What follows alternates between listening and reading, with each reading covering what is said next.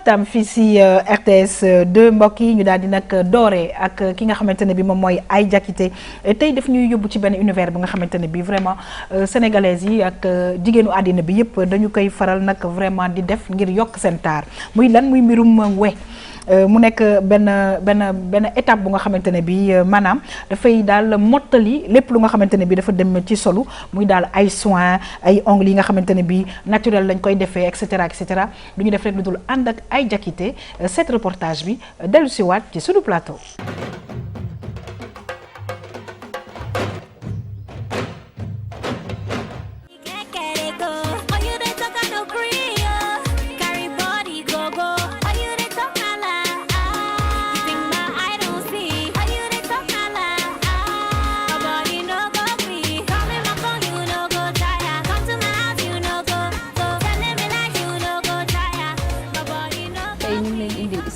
Onglerie indi leen ay déco sur les ongles, il y a le strass, les paillettes, expander, il y a différents types. waaw def naa vernis ba pare léegi dama ciy def ay déco ci kaw ongle bi. Il y a différents types déco, am na ay strass, am na ay paillettes, ça dépend de la cliente ñu choisir ñu defal ko boobu. Ça dure longtemps parce que boo paree da nga koy couvrir da ngay couvrir déco bi ba nga xamante ne dina durer ak moom.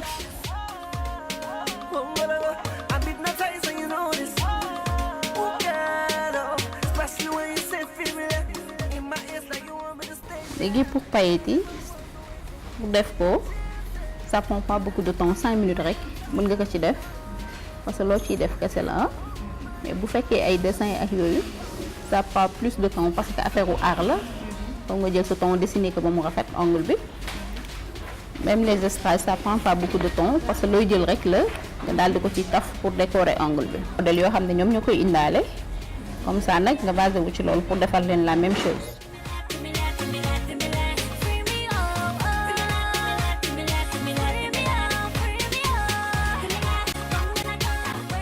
standard la c'est des dessins. am na ñoo xam moom la ñu bëgg c'est naturel déjà dessiné et tout da ngay kii rek def.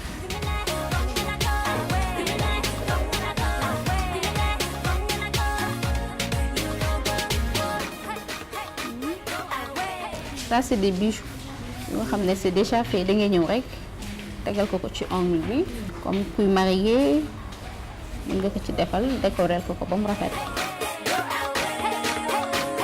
defal naa ko déco yi mais il y a différents types tendances yu am ci stylisme onglerie comme vernis couleur chair yi tendance la te dafa xew ñu bare dañ koy def mais ñu koy def à propos de la peau de la clientèle comme tubaab yi. dañuy tirer ci rose mais bu dee nit bu ñuul dañuy def généralement marron mooy gën a ànd ak moom c'est des couleurs chères yu nga xam ne dafa nekk tendance li ko nit yi di def bari na trop actuellement. à part yooyu am nañu ay lumineuses yu nga xam ne boo nekkee ci lëndëm bi day tàkk c'est des vernis yoo xam ne xew na trop nit yi bëgg nañ ko te tendance la aussi ñi ngi koy def. à part vernis lumineuses yi am nañu hologramme boo xamante ne vernis boo xamante ne ça donne de l'arc-en-ciel ça change de couleur. dafa boo génnee ci naaj bi arc-en-ciel lay donné différents types de couleurs yoo xam ne yépp ci vernis bi la nekk xew na aussi te tam nit yi bëgg nañ ko li ñu koy def bari na tendance la moom tamit bii moom couleur blanc la dafa rafet c'est joli ba pare dafa rafet ci ku ñuul parce que weex dafa set ñu bari ñu ngi koy def dafa xew na ci biir stylisme onglerie actuellement bii couleur chair la mais en même temps mat la tendance la aussi ñu bari dañ koy def vernis bi ma ko defal muy vernis permanent. C'est le dernier vernis de la famille des vernis man dama ci contente en tant que professionnel parce que vernis bi dafa noppal na clients yi noppal nañu parce que boo ko defee ça dure longtemps et que dafa am éclat. mun na def 15 jours te du def dara yow yaay dellu si waat pour ñu dindil la ko.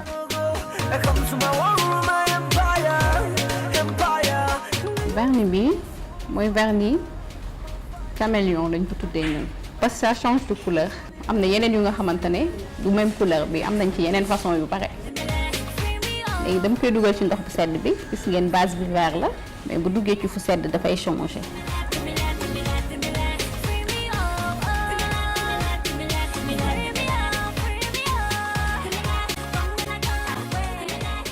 gis nga bu nekk ci sedd bi changé na orange la joxe. bu ñu patienté tuuti ba ci kanam vernis bi dafay dellu siwaat ci à la base mooy couleur de base bi ñu ko jox saa ndax tàngaayu yaram bi moo tax. léegi maa ngi jël ndox bu ndugg bi pour wane ne vernis bi day delluwaat nekk vert xaaral mu wan leen dugal ko comme ni nga dugalee woon bële. c'est bon mu génne couleur bi ñëwaat.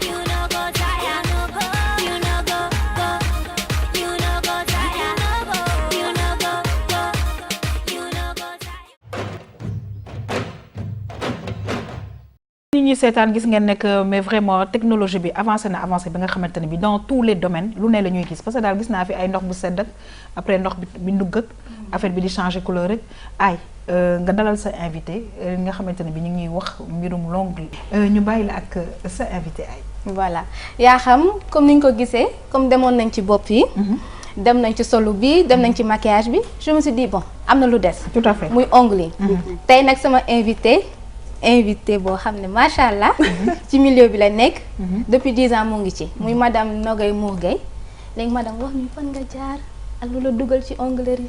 alors su ma ko commencé ci commencement ba ci njëlbeen au fait man à la base garçon manqué laa comme sama tonton lu mu ko waxee ak seen collègue bi lu jëm ci onglerie yi nekkul woon sama domaine. Absolument. Donc ben jour là am ben événement je pense que mariage la woon si je m'en rappelle ma dem defar sama ongle donc bi ma ko defaree ba pare je me suis sentie plus propre et plus féminine en tout cas au bout des mains et des pieds donc à partir de là comme j'avais entrepreneuriat dafa nekkoon loo xam ne nekkoon na ci yow daal waaw nekkoon na ci man donc je me suis dit c'est un domaine bu nga xam ne mën nañ ko exploiter defar ko mu gën a baax tout à fait donc su may xool origine li ma dugal ci onglerie loolu la d'accord très bien juste pour être plus féminine pour résumer mais da nga ko jàng oui après bi ma décidé def onglerie parce que man à la base j'ai fait marketing communication donc mooy sama mais je pense que loolu nga def formation marketing communication dina la aider lu bëri ci li nga xamante ne bi mooy sa liggéey effectivement marketing communication laa def donc marketing ça s'adapte à toute chose au fait quand on veut développer un business donc allier les deux mu jox ma onglerie stylisme ongulaire bi nga xam ne moom laay def aujourd'hui d'accord mais stylisme ongulaire ak prothésisme ongulaire lan mooy différence bi alors prothésisme ongulaire moo jiitu stylisme ongulaire. D'accord. Donc prothésisme ongulaire. léegi ngeen faram fàcce ko ci wolof tuuti. waaw d'accord. C'est important li ñuy wax parce que ñi ngi gis image yi nii yaa ngi wax affaire prothèse et tout donc il faut que nga expliquer nous. Donc prothésisme ongulaire. boo ko xoolee moo jiitu stylisme ongulaire. Donc prothésisme ongulaire su ma koy expliquer mooy partie bi nga xam ne mooy tegum wee.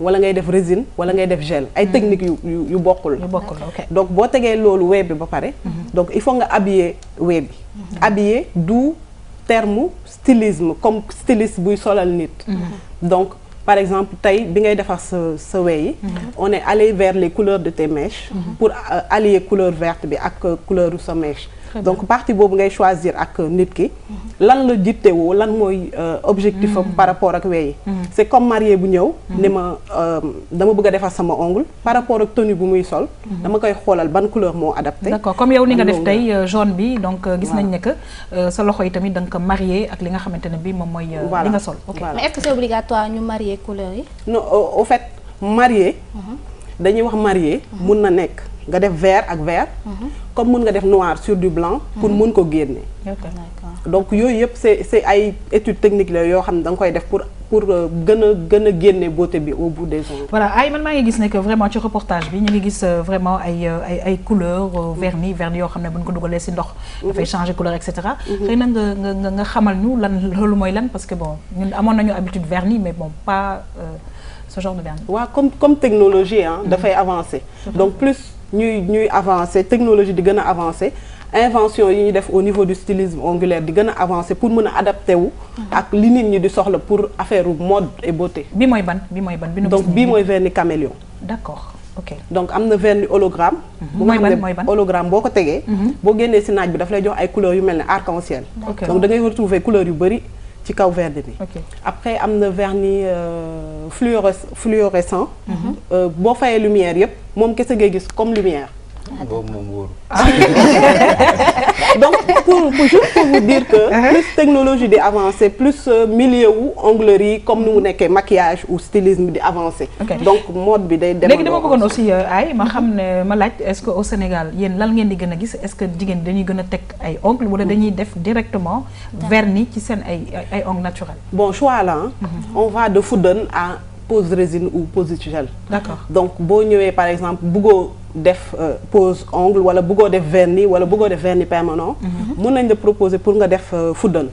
donc c'est juste comme nga bëgg a def maquillage au fait. c'est pour rafetal loxo wala rafetal tànk. D'accord. donc balaa ñu yegg si sax si rafetal bi. dañuy def lépp lu jëm ci soin. c'est-à-dire pédicure manucure parce que pour man. balaa ngay def lu rafet il faut que à la base mu set. D'accord. voilà. vernis fan la jógee. bon vernis ça c'est important dañ koy importer. En fait la question c'est base u vernis. donc man bi ma defee samay études je me suis rendu compte que vernis mu ngi jógee ci Égypte ancienne. c'est-à-dire que jabaru pharaon yi. dañ daan jël ay fruits. wala ay légumes yu colorés. pour colorer seen ay vernis pour se rendre plus belle pour voilà. donc origine bi foofu la. c'est juste en 1930. que lañ commencé def vernis professionnel. mooy vernis yi ñuy def nii. donc pour dire que vernis. bon c'est vrai que sunu maam yi daaw ñu def vernis yi waaye danañ def seen vernis dafa doon nekk Foudan nekk soit bu ñuul bi wala bu marron bi et cetera et je pense que ba léegi ñu ngi koy utiliser parce que c'est quand même bien pour les ongles. c'est bien pour les ongles Foudan dafa baax ci ongle dafa baax sax ci peau. et même dañ koy utiliser pour karaw parce que karaw ak ongle ñoo bokk constitution au fait. dañuy def bain d'huile pour les cheveux mais dañuy def bain d'huile aussi pour ongle pour fortifier.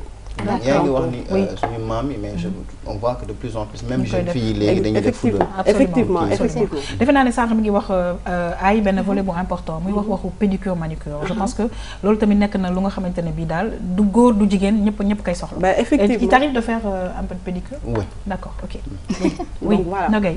donc problème boobu laa am sama mbokk sénégalais yi. donc au fait pédicure soin la. soin la maanaam soin bu ñuy wax soin c'est quelque chose bu nga xam ne da nga koy def pour. nettoyer par exemple tànk yi. wala nga jox ko plus de. douceur. voilà nettoyer aussi loxo yi. donc du pédicure parce que pédicure da ngay gommer. donc da ngay râper enlever tout ce qui est peau morte dindi ko ba mu set. après nga def massage pour détendre tànk yi. boo paree nag après bu la neexee nga dem ci stylisme ongulaire bu fekkente ni jigéen ñi la nga defal leen vernis wala lu ñu munti soxla. mais man nag ay dafa am kenn ku ma ne boo demee ca plateau ba nag mañ ko laajal parce que dañu ne. boo xasee ba commencé def pédicure. c'est fini dootoo ko mën a bàyyi. ça dépend. ok ça dépend ci pédicure bi nu ñu la ko defaralee. d'accord donc bu fekkente ne parce que man du ma utiliser tout ce qui est matière en fer pour râper les pieds. d'accord parce que dañuy wax esthétique. mais esthétique dépassé wul épiderme. c'est-à-dire première couche peau bi. ok donc sooy dindi en termes de pédicure. tu enlèves juste les peaux mortes. d'accord alors que si tu utilises par exemple lu mel ne fer. des fois da ngay dépasser épiderme bi. kon donc nga gaañ. voilà donc du nga laal der bi nga warul woon laal.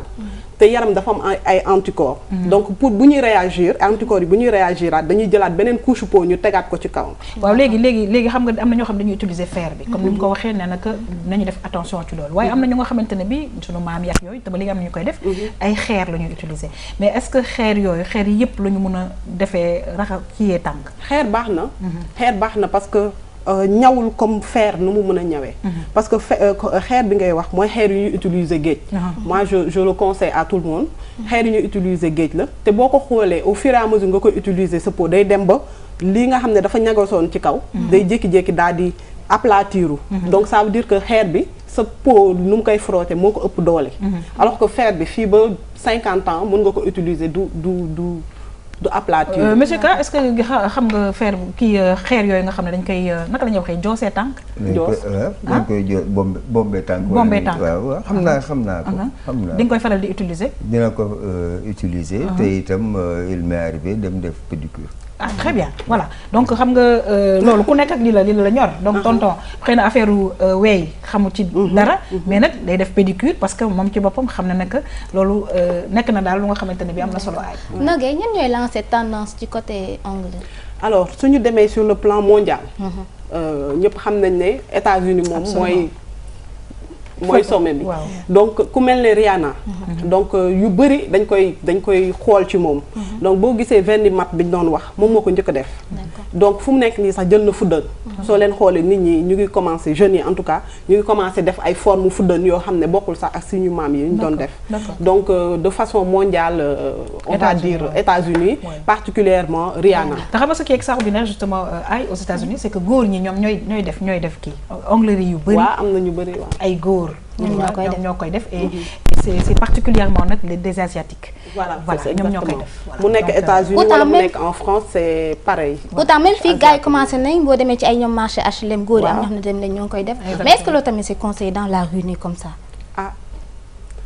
ku nekk ak nooy exercer ce métier man tout ce que je peux dire mooy j'essaie de jéem a nekk professionnel en tout cas joxe benn service de qualité pour que nit ñi nekk à l'aise donc après voilà mais ci biir loolu comme tu dis nit yi mën a nekk à l'aise mais aussi nañu def très attention parce qu'il y a les maladies et cetera je pense que c'est li ñuy utiliser dañ ko war a stériliser et cetera moo tax yi nga xamante ne bi ñi yoree ay ciseaux ak ay coupe ongle et cetera nekk ci mbedd yi di ñëw kaay ma daggal la sa wee et cetera je pense qu'il va falloir bien que nit ñi xoolaat parce que voilà dama leen bëggoon jox conseil sax parce que quoi qu'il en soit ñun ñoo bokk métier bi donc moi ce que je fais bu nit paree damay jël eau de javel ak ndox ak omo ma def ko nettoyer mooy première étape bi deuxième étape bi dama machine stérilisateur lépp luy weñ dama koy dugal foofu ci biir mais tout ce qui coupe les cuticules et tout ça dama koy dugal ci biir mu fanaan si bu paree loolu juste avant ñu koy utiliser ci kanamu cliente bi dañuy def alcool